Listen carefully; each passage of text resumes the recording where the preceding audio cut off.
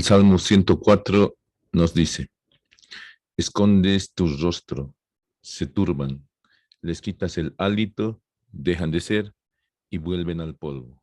Envías tu espíritu y son creados y renuevas la faz de la tierra.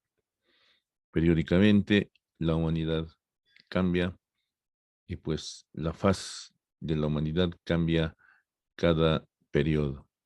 Lo mismo ocurre con los árboles, las plantas y los animales, y la faz de la tierra se va renovando completamente gracias al poder de Dios. Él es el que lo tiene todo bajo control. Tengan ustedes un cordial saludo.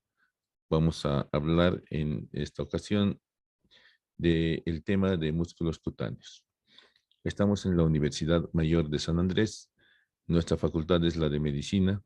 Nuestra cátedra es Anatomía Humana y veremos los músculos cutáneos, su inervación de parte del séptimo par y una relación muy importante, la glándula parótida. El que les habla es José María Ortiz Rodríguez, docente titular emérito de anatomía, especialista en anestesiología. Y pues los músculos cutáneos, como su nombre lo indica, se encuentran superficialmente localizados a la aponeurosis. Podríamos decir que son supraaponeuróticos. Estos músculos cutáneos se encargan de dar a la faz una expresión que va a demostrar cuáles son las emociones que estamos percibiendo en ese momento. Pues aquí estamos viendo los músculos cutáneos en esta disección que van a ser el objeto de nuestro estudio. Ahí estamos viendo las ramas terminales del nervio facial. Estamos viendo la vena facial, la arteria facial y la glándula parótida, que serán las estructuras anatómicas que estudiaremos en esta oportunidad. Pues como habíamos dicho, los músculos faciales cutáneos se encargan de dar al rostro la expresión de nuestra emoción. Y pues antes de entrar de plano a los músculos cutáneos, vamos a ver algo de la anatomía de superficie de la piel y del tejido celular subcutáneo. Pues en la cara tenemos, al igual que en todo el organismo, en primer lugar la piel o epidermis. Debajo de la epidermis tenemos el tejido adiposo superficial o subcutáneo. Luego tenemos el sistema músculo aponeurótico superficial. Luego tenemos ligamentos y espacios de sujeción que no están representados aquí, pero los vamos a ver más adelante. El tejido adiposo profundo que no se presenta en la frente, pero aquí está representado en la parte inferior del rostro. El periósteo, que es la fascia profunda, y al final encontraremos los huesos que se encuentran formando el neuro y el víscero cráneo. Pues en el tejido adiposo superficial vamos a tener los compartimientos adiposos de la cara que están en un plano superficial y en un plano profundo, ¿no? Como está indicado aquí en inglés, superficial fat y deep fat. En los planos superficiales, el tejido adiposo no está distribuido al azar, sino que tiene unos compartimientos y ligamentos de separación y de sujeción que hacen que el tejido adiposo tenga lugares específicos. Y aquí estamos viendo precisamente los principales compartimientos adiposos de la cara, ¿no? El central de la frente, el lateral de la frente, el orbitario superior, el orbitario inferior, el orbitario lateral, el superior medial, y estamos viendo junto con todos estos al lateral temporal, al medial temporal, y estamos viendo los superiores del labio, inferiores del labio, el submandibular.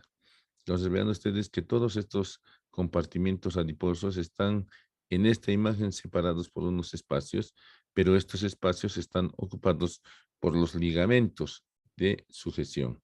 Y aquí tenemos una disección que nos está mostrando precisamente los compartimientos adiposos infraorbitarios, el medio o interno de la parte blanda de la cara, el compartimiento nasolabial. Estamos viendo los compartimientos inferiores de la mandíbula. Pues todo esto como habíamos dicho, está sujetado por ligamentos. Profundamente vamos a encontrar un compartimiento adiposo retroocular, un compartimiento adiposo suborbicular, vamos a encontrar uno medio y uno medial, y el compartimiento más conocido por todos nosotros es el bucal, que se encuentra formando la bola adiposa de Bichat. Y aquí tenemos precisamente lo que les había mencionado, los ligamentos de suspensión y de separación de los compartimientos adiposos de la cara. Este es uno de los más importantes, el tabique temporal superior, puesto que traccionando este tabique podemos hacer que algunas regiones de la cara se eleven y desaparezcan algunas arrugas, ¿no? El ligamento orbicular, el cigomático, el superior massetérico, los ligamentos cutáneos massetéricos son importantes ligamentos que deben ser conocidos especialmente por los cirujanos estéticos.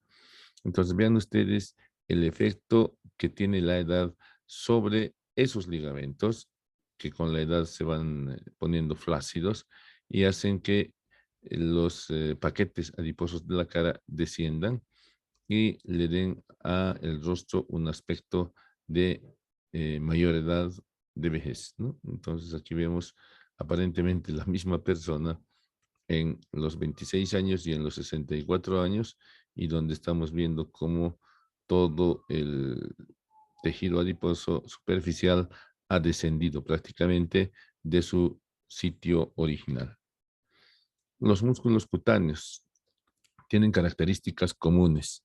Una característica es que derivan del primer arco branquial, pero las características más importantes son, primero, que están agrupados en torno a los orificios naturales de la cara. Segundo, todos están inervados por el nervio facial.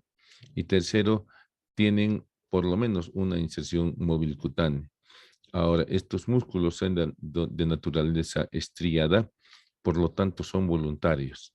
Sin embargo, están gobernados por el centro de las emociones, ya que se encuentra en el lóbulo límbico, que tiene comunicación con la corteza cerebral y obviamente con la corteza motora.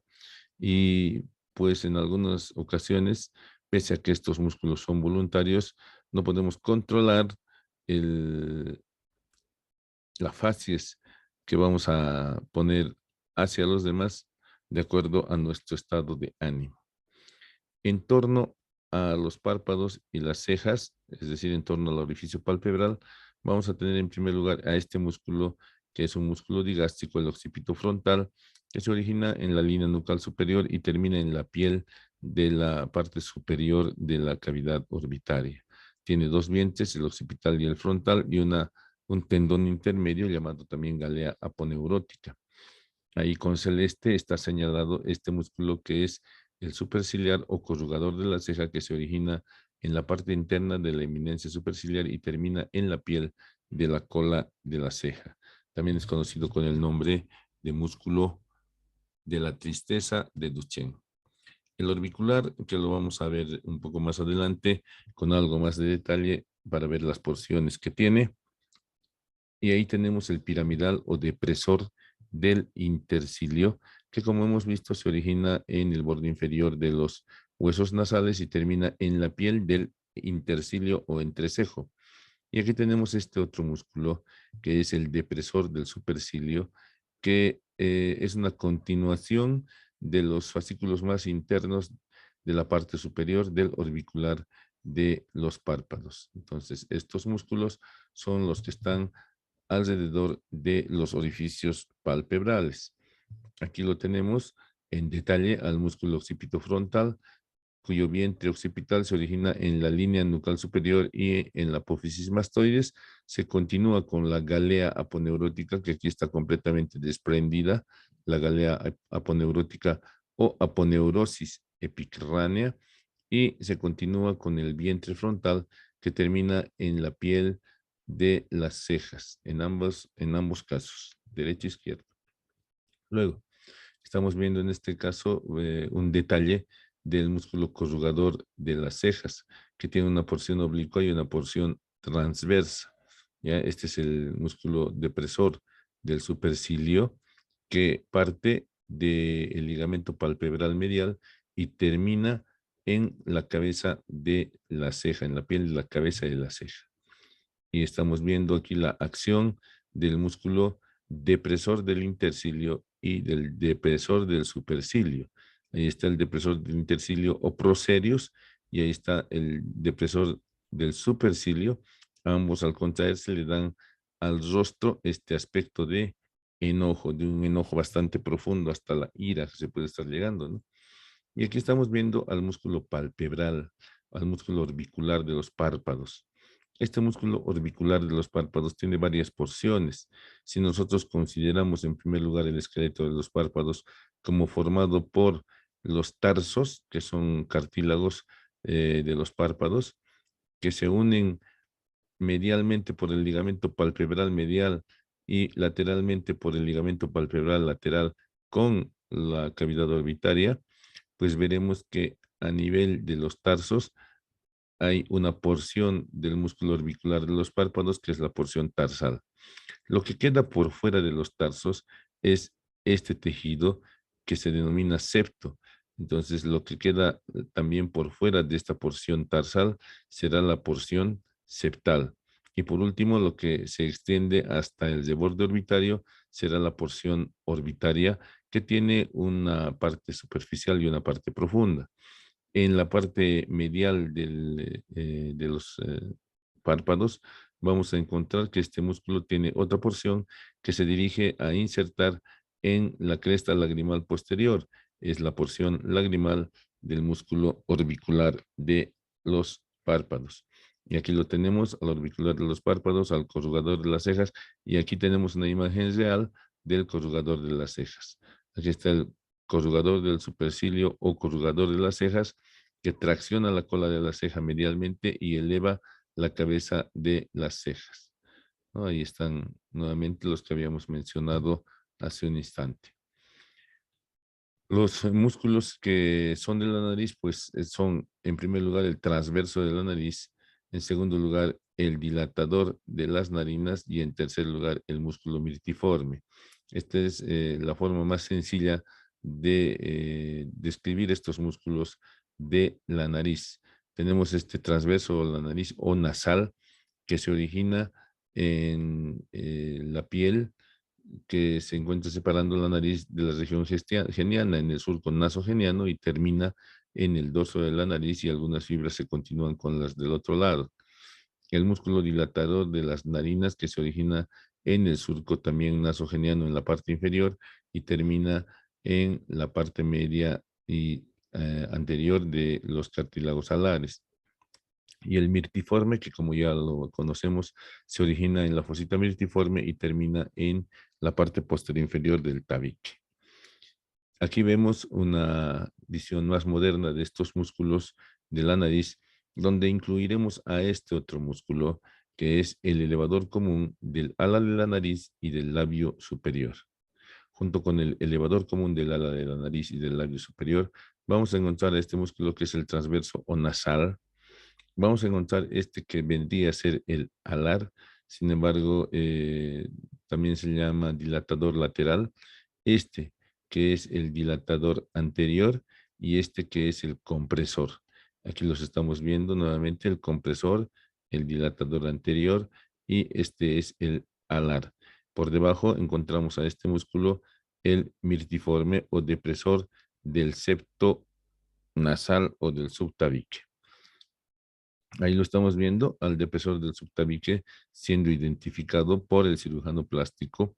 Este músculo es el que le va a dar la forma caída a la punta de la lengua, o perdón, de la nariz, al lóbulo nasal, y hace que la nariz sea pues aguileña. Entonces es uno de los factores.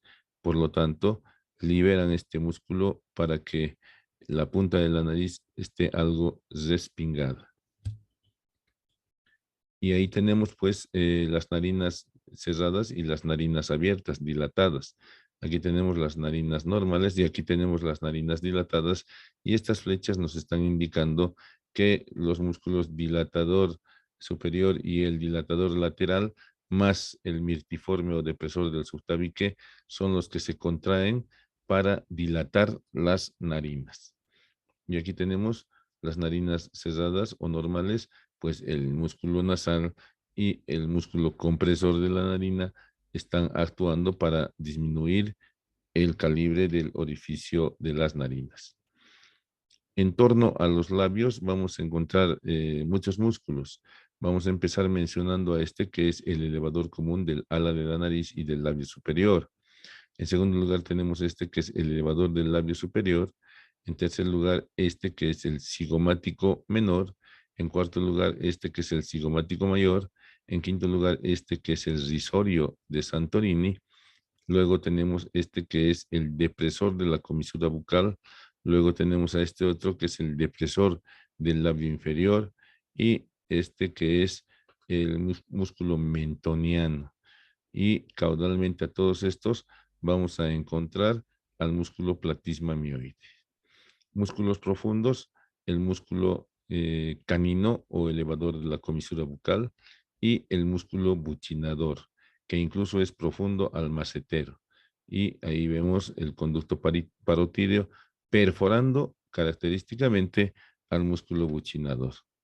Aquí estamos viendo los mismos músculos, pero ya de una visión lateral, y nuevamente el músculo elevador común del lado de la nariz y del labio superior, el músculo elevador del labio superior, el músculo elevador de la comisura bucal, el cigomático menor, el cigomático mayor, el buccinador, el risorio de Santorini, el depresor de la comisura bucal, el depresor del labio inferior, el músculo mentoniano y el orbicular de los labios. Característicamente, el buccinador está perforado por el conducto parotídeo. Y aquí tenemos una imagen real del músculo platysma mioides, un músculo cutáneo del cuello, cuya función es mantener la piel adherida a las vísceras profundas. Entonces, cuando nosotros tenemos esta expresión en la cara, pues contraemos el músculo cutáneo. Miren, el músculo cutáneo contraído es este cuadrilátero, este. Entonces, este ejercicio debemos realizarlo para mantener la vitalidad del músculo cutáneo del cuello o platysma mioides y hacer que la piel siga adherida a los órganos o vísceras profundas. Una vez que la musculatura se debilita, obviamente el músculo platysma mioides también se debilita, y de esta manera la piel se separa fácilmente de las vísceras profundas y la piel del cuello tiene este aspecto. El orbicular de los labios tiene una porción periférica que está formado por fibras extrínsecas e intrínsecas, pero en general la mayoría son fibras extrínsecas provenientes de todos los otros músculos que se están viniendo a insertar en el labio superior, en el labio inferior y en la comisura. A nivel de la comisura, todos estos músculos están formando lo que se ha venido a llamar modiolo o columela facial.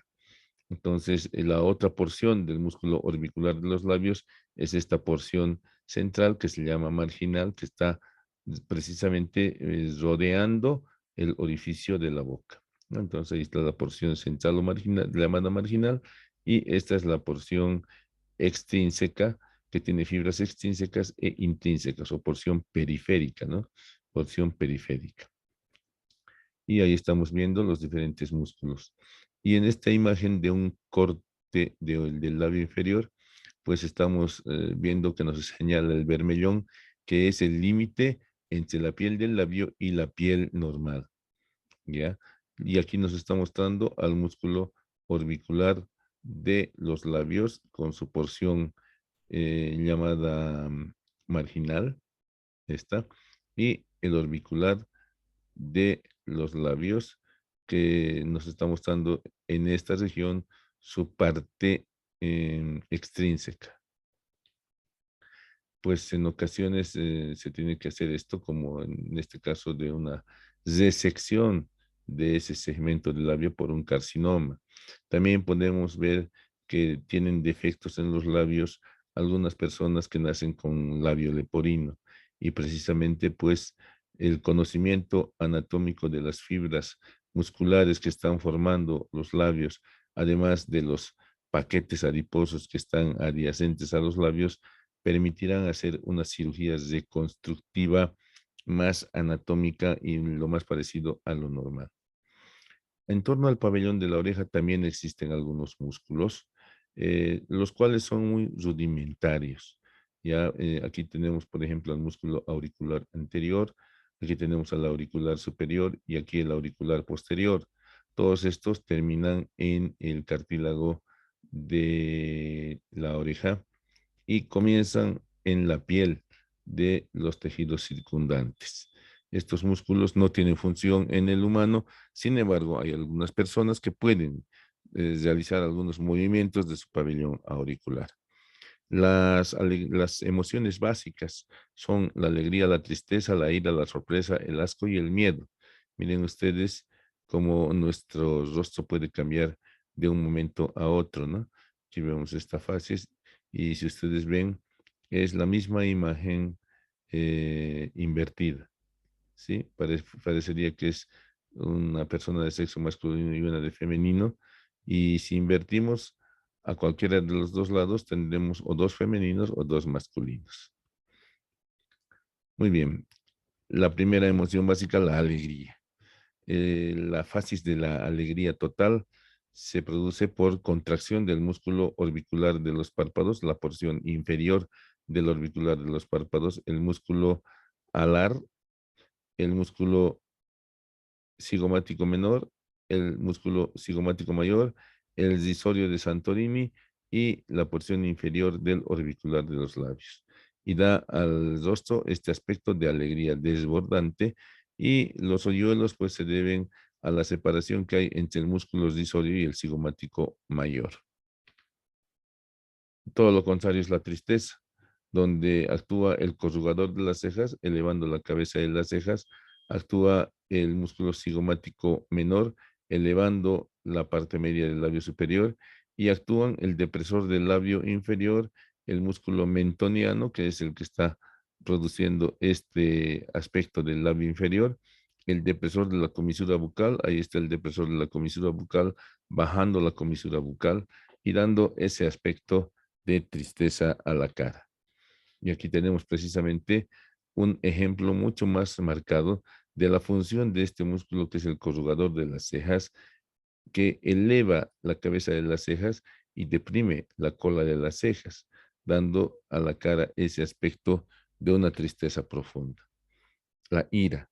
Cuando actuamos con ira, pues nuestra cara cambia inmediatamente y habíamos mencionado y mostrado ya que el músculo procedius o depresor del intercilio junto con el depresor del supercilio le dan a esta región de la cara un aspecto de rabia, de ira, más la acción del elevador de la comisura bucal, que es el músculo canino, que va a hacer que mostremos los músculos caninos, ya van a darle a la cara ese aspecto de ira. Otra emoción básica es la sorpresa. Miren, los ojos más abiertos, la boca entreabierta y pues para esta expresión, las cejas levantadas también, ¿no? Para esta expresión se contraen los músculos occipitofrontales, se contrae el músculo orbicular de los párpados en su parte superior, se contrae el músculo cigomático menor, se contraen llevando los labios hacia abajo el depresor del labio inferior y el depresor de la comisura bucal, y pues este es el aspecto de sorpresa, donde el músculo clave es el occipito frontal. La cara de asco se produce por medio de la acción del músculo depresor del intercilio, el orbicular de los párpados que prácticamente está cerrando un poco los párpados y el elevador común del ala de la nariz y del labio superior que le dan a la cara ese aspecto de asco. El miedo es otra de las emociones donde participan el músculo occipitofrontal, el procerus y el orbicular de los párpados, donde las cejas se bajan y juntan, el párpado superior se eleva algo El párpado inferior está tenso, ahí está el orbicular de los párpados actuando, y los labios están ligeramente traccionados lateralmente, ¿sí? O abiertos, como en este caso.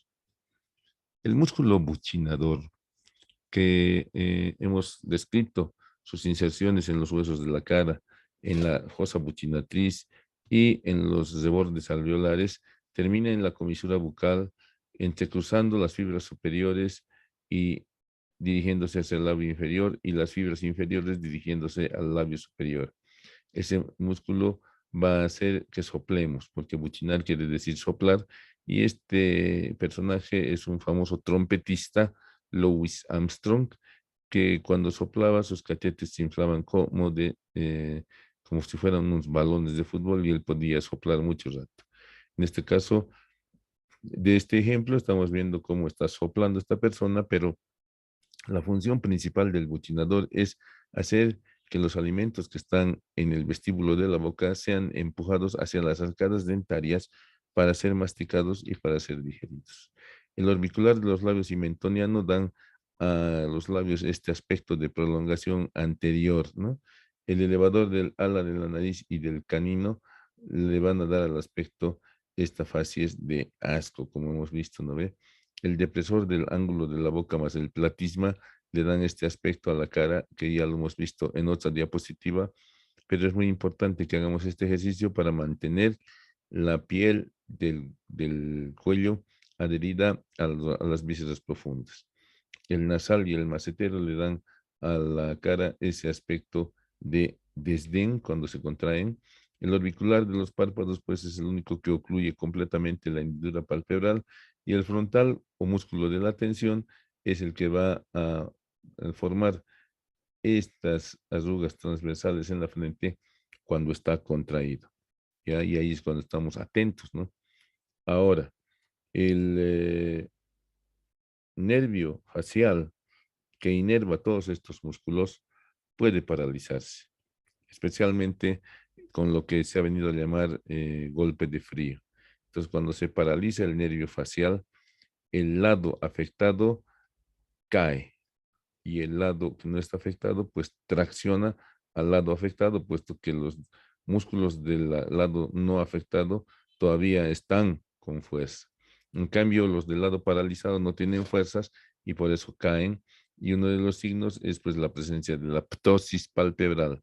La ptosis palpebral, que va a originar lagrimeo o epífera, la ptosis de la comisura labial, lo cual va a originar que también escape saliva, que haya babeo. Aquí también tenemos otro ejemplo de parálisis facial, y aquí tenemos otro ejemplo más claro todavía de parálisis facial, donde vemos la cara desviada hacia el lado sano, como ya hemos dicho, ¿no ve? Entonces, el lado enfermo queda prácticamente sin expresión. Bueno, muchísimas gracias por su atención. Vamos a continuar después de esto con la inervación y la irrigación.